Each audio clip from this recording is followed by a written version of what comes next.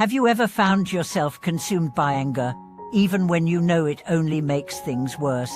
Have you noticed how your anger seems to spiral, causing harm to those around you and yourself?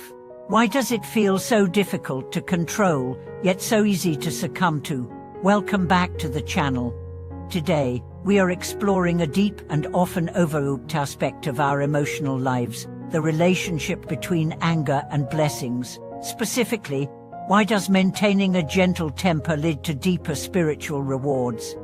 In the teachings of Buddhism, anger is seen as one of the most destructive emotions. Not only does it cloud the mind, but it also poisons our relationships and health. However, there is another powerful teaching. Those who cultivate patience, calm and a gentle temper find their lives to be filled with blessings that go far beyond material wealth or success. The Buddha said, "Hatred does not cease by hatred, but by love alone." This simple yet profound statement invites us to challenge the way we approach conflict and discomfort. In a world that often values quick responses and assertiveness, the idea of responding with patience and gentleness might seem counterintuitive, but in truth, it is the key to breaking the cycle of suffering. Let's begin by understanding why anger holds such power over us. Anger rises from the feeling of being wronged, misunderstood, or threatened. Our natural response is to protect ourselves, to retaliate. But in the heat of anger, we lose our clarity. We may say things we regret, make decisions we later regret, or create rifts where there were none. The cycle of anger perpetuates itself, and soon we are enslaved by it. But there is another way, a path of gentleness and patience. The first step to cultivating a gentle temper is understanding that we are not our emotions. Emotions are temporary. They rise and fall like waves on the ocean, but we have the ability to observe them without becoming them. This is where mindfulness practice comes in. By observing our thoughts and emotions with a clear and calm mind, we create the space between stimulus and reaction. This space allows us to choose how to respond rather than react impulsively. Consider the example of a monk who, after years of meditation and practice, was tested by a man who insulted him publicly. The monk did not react with anger. Instead, he simply smiled and said, "You are right, I have much to learn." This was not a sign of weakness, but of profound strength. In that moment, the monk was not giving the man control over his emotions. He was exercising mastery over himself. Master Gongkyuin, a great Buddhist teacher, often spoke about the deep blessings that come from a gentle and patient mind. He said, "When you maintain a calm and peaceful heart, the universe itself aligns with you." What does this mean? It means that when we let go of anger, we open ourselves to receiving deeper wisdom, compassion, and opportunities. Life begins to flow with ease, rather than struggle. But how can we begin to cultivate such a mind? The first step is acceptance. We must accept that anger will arise. It is a natural human emotion. We are not here to suppress it or deny its existence. Instead, we are here to observe it, understand it, and let it pass. Like a cloud that temporarily obscures the sun, anger clouds our judgment, but it does not last forever. Once we accept anger, the next step is forgiveness, first of ourselves and then of others. Forgiveness is not about condoning harmful actions, but about releasing the grip that anger has over us. It is a way of freeing ourselves from the chains of resentment and pain. When we forgive, we let go of the need for justice to be served on our terms.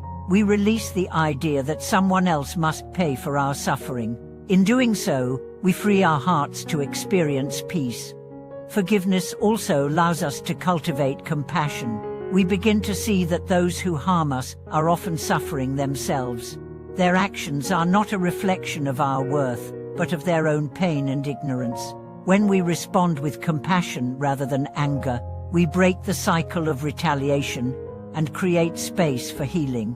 Compassion is not about excusing bad behavior, it is about understanding the deep interconnectedness of all beings. It is about seeing beyond the surface and recognizing the shared humanity in everyone, even those who cause us harm. For now, let us turn to the idea of blessings. What do we mean by blessings? In Buddhism, blessings are not just good fortune or material success. Blessings are the results of cultivating a pure heart, one that is free from anger, jealousy, and attachment. A heart that is calm and open to the world. When we practice patience and gentleness, we align ourselves with the natural flow of the universe. We create harmony within ourselves and with others. Master Gonkyuin often said that true blessings are the peace and joy that come from a heart free from anger. These blessings cannot be bought, nor can they be taken away. They are the result of living a life of kindness, understanding, and patience. And while external circumstances may fluctuate, the peace of a calm heart remains unwavering. Let us reflect on a story that illustrates the power of patience and gentleness.